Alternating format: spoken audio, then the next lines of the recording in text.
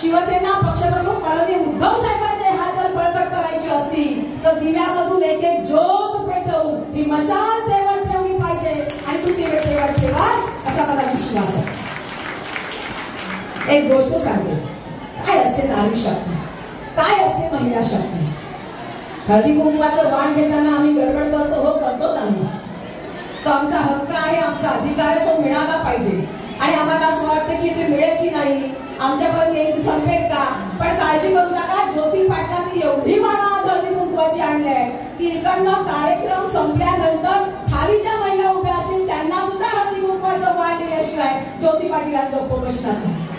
त्यामुळे प्रत्येकाच्या घरात हे वाण जाणार. गोष्ट आहे एका लहानशा चिमणीची. बघा बरं, एक लहानशी चिमणी. ही गोष्ट आज महाराष्ट्रातल्या नव्हे, दिव्यातल्या नव्हे, देशातल्या नव्हे, जगातल्या प्रत्येकाने आपल्या या मर्मस्थानी ठामपणे कोरून ठेवली पाहिजे. एक छोटीशी चिमणी, तिची गोष्ट. झालं काय, दिव्याच्या बाजूला असलेल्या जंगलामध्ये आगीची आग लागली.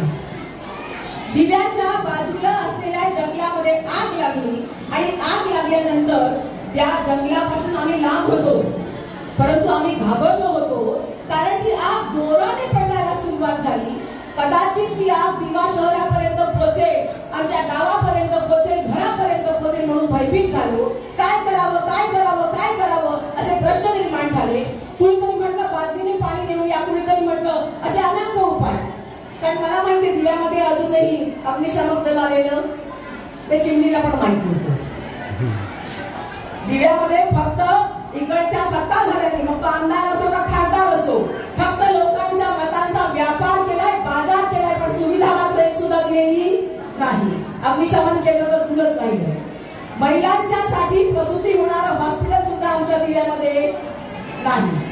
साध्या गोष्टींसाठी दिव्यातल्या महिलांना, या नागरिकांना झगडावं लागतं. आणि अशीच त्या वेळेला आग लागली असताना ती चिमणी उठली, कारण त्या जंगलात राहणारी ती बाजूला निघाली, ती वणव्यातून बाहेर होरपळून मरून जाऊ नये म्हणून. आणि तिने सुरुवात केली.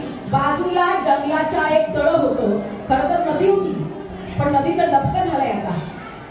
नदीचं रूप आता पूर्वीसारखं राहिलेलं नाही. त्या नदीच्या डबक्यामध्ये जाऊन तिने काय केलं, आपल्या चोचीमध्ये पाणी घेतलं. तोपर्यंत माणसं विचार करत होती कशी आग विझवायची, कशी आग विझवायची. अग्निशमन आमच्याकडे केंद्र नाहीये, बादली न्यायची का, पाईप लावायचा का हंड्याने पाणी ओतायचं, काय करायचं, आग कशी विझवायची. आणि त्यावेळेला त्या चिमणीने काय केलं, चिमणी फडफडत त्या डबक्यापर्यंत पोहोचली. पोहोचल्यानंतर आपल्या इंग्लिशच्या चोचीमध्ये इंग्लिशचं पाणी भरलं आणि ते पाणी भरून पुन्हा काही फडफड करत ती कुठे गेली, तर त्या आगीच्या जवळ गेली. वरूनच लांबूनच चोचीमधलं पाणी त्या आगीवर टाकलं. परत निघाली, परत डबक्याजवळ, परत डबक्यातून चोचीत पाणी, परत चोचीतलं पाणी घेऊन परत त्या आगीजवळ परत टाकलं. एकदा नाही, दोनदा नाही, तीनदा नाही, 100 नाही, 1000 वेळा ही ते करत होती. आणि बाजूला एक कावळे दादा मस्तपैकी मजा बघत होता. काय चाललंय चिमणीताईचं, इकडनं येते, फडफडवत दमली असे आणि पाणी टाकायचा प्रयत्न करून आग विझवायचा प्रयत्न करते. कावळे दादांनी ते हेरलं आणि चिमणीला प्रश्न विचारला, चिमणीताई काय करते. काऊ चिमणीच्या गोष्टी माहितीत ना सगळ्यांना, शेणाचं मेणाचं घर तेही माहिती आहे ना. आमच्या या कावळे दादांनी चिमणीला प्रश्न विचारला, चिमणीताई काय करते. चिमणीताईच्या चोचीमध्ये पाणी. चिमणीताई म्हणाली तिने जाऊन आधी आगीवर पाणी ओतलं आणि येताना मग कावळे दादाला म्हणाली. असे बरेच कावळे आपल्या आजूबाजूला असतात, स्वतः काही करायचं आणि जर कुणी काही करत असेल तर त्याला ते करून द्यायचं. दिवेकरांना हे कावळे सगळे माहिती आहेत ना. तुमच्या आजूबाजूला कोणते कोणते कावळे आहेत, मग मिंध्यांचे आहेत का, गद्दारांचे आहेत का, यांचे आहेत का, त्यांचे, मी सांगायची गरज, ते कावळे सगळे तुम्हाला माहिती आहे. या कावळे दादांनी प्रश्न विचारल्यावर चिमणीताई तिला म्हणाली, कावळे दादा तू तर एकाक्षर म्हणतात, तुला तर खूप दृष्टी आहे, तुला लांबचं दिसतं म्हणतात आणि तुला दिसत नाही का रे. हा एवढा मोठा वणवा, एवढी मोठी आग तो विझवायचा प्रयत्न मी करते आणि म्हणून एक पाणी उचलते कशाने, चोचीने, आणि नेऊन मी टाकते. म्हणजे मी काय करते, आग विझवायचा प्रयत्न करते. कावळे दादा पुन्हा म्हणाला, अगं चिमणीताई तू वेडी का काय, अगं तुझा जीव किती,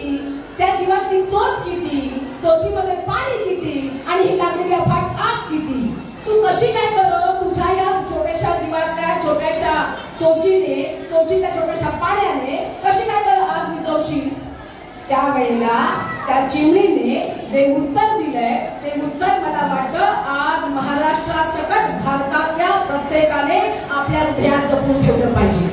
ती चिमणी म्हणाली, कावळे दादा, मला कल्पना आहे माझ्या एवढुशा जिरामध्ये असलेल्या एवढुशा चोचीतल्या एवढुशा पाण्याने हे आग विसणार नाही, पण जेव्हा तेव्हा इतिहासामध्ये या आगीच्या विषयी लिहिलं जाईल त्यावेळेला माझं नाव आग लावणाऱ्यांमध्ये असेल, आग विझवणाऱ्यांमध्ये असेल. आणि म्हणून मला ही धडपड करावी लागते. मला असं वाटतं भारताचं संविधान, भारताची लोकशाही अशा पद्धतीनं वणव्यात पडलेली आहे की काय हा प्रश्न आज जनसामान्यांना पडतो. केंद्रातलं भाजपाई सरकार आणि राज्यातलं गद्दारांचं, मिंड्यांचं, त्याला आम्ही सातत्यानं म्हणतो घटनाबाह्य सरकार, हे आज ज्या पद्धतीनं जनसामान्यांच्या विषयी खेळ करत आहे हे पाहिल्यानंतर प्रत्येकाने चिमणीचं रूप धारण करण्याची गरज आहे. कारण आम्हाला जर आग विझवायची असेल आणि भविष्यामध्ये येणाऱ्या पिढ्यांना आम्हाला तोंड दाखवायचं असेल तर आम्हाला हे सांगावं लागेल की आमच्या पिढ्यातल्या येणाऱ्या पुढच्या वारसदारांना की हे आमच्या वारसदारांनी त्यावेळेला आम्ही आग लावणाऱ्यांमध्ये नव्हतो, आम्ही आग विझवणाऱ्यांमध्ये होतो.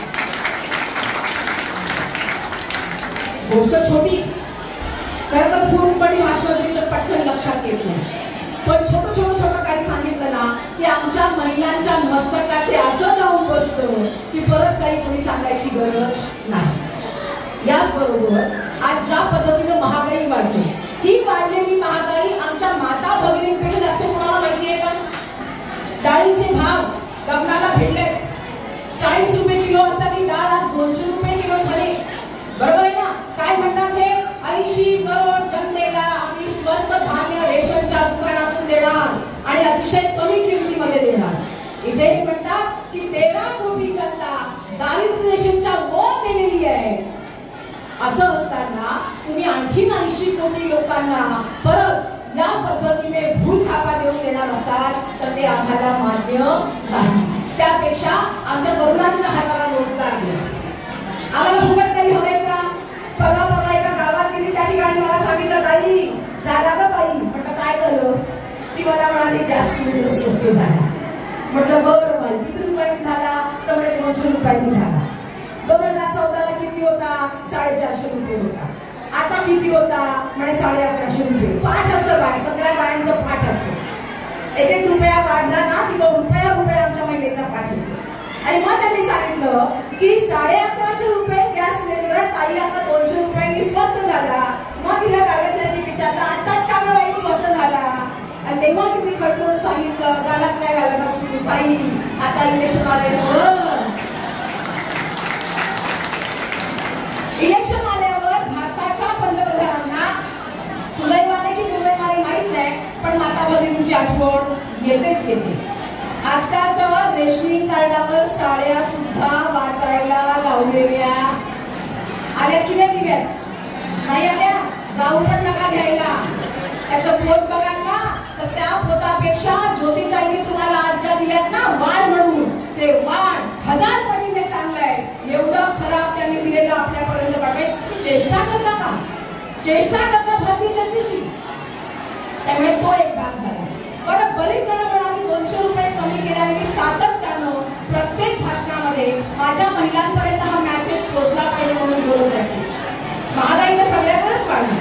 मला सफेद आश्चर्य या गोष्टीचं वाटलं, दूध, जन्माला आलेल्या बाळाला लागणारं पहिलं अन्न म्हणजे दूध, या दुधावर सुद्धा याने टॅक्स टाकला.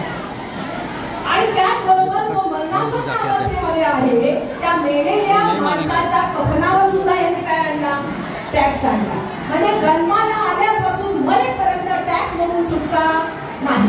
आपल्याच करून आपलेच पैसे घ्यायचे आणि वर आम्हाला सांगायचं दिव्यासाठी 221 कोटीची योजना आणलेली आहे. कसली योजना? पाण्याची.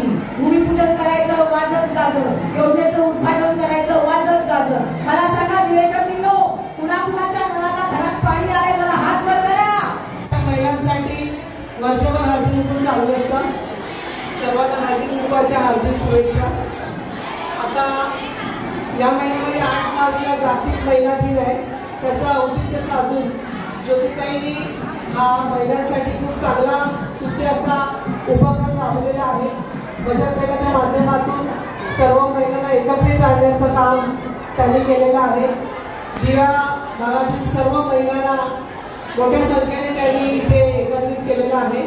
पक्ष संघटनेसाठी पक्ष बळकटीसाठी जे त्यांनी काम केलेलं आहे त्याच्यासाठी मी त्यांचं मनापासून अभिनंदन करते.